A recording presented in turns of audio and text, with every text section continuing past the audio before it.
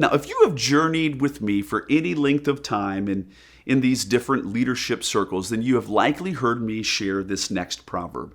The Bible says that the hand of the diligent will rule, but the slack hand will be put to forced labor.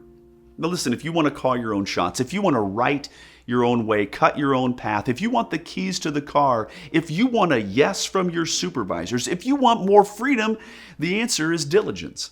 You see, the hand of the diligent will rule, but the slack hand will be put to forced labor. Now, years ago, I was working on staff at a church, and a peer of mine came to my office, and he was definitely disheveled. He was bummed, and he said, "Man, why is it that after the senior leaders come out of a 2-hour meeting, they walk out and hand me stuff to do that has nothing to do with my ministry area?"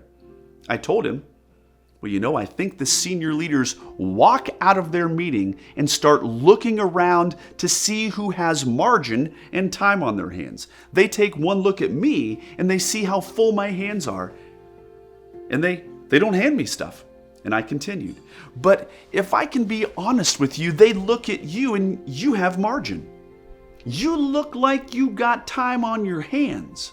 And as they look across the landscape of the church, they think, hey, he seems to have time on his hands. Therefore, you get handed things that you do not want to do." You see, the slack hand will be put to forced labor.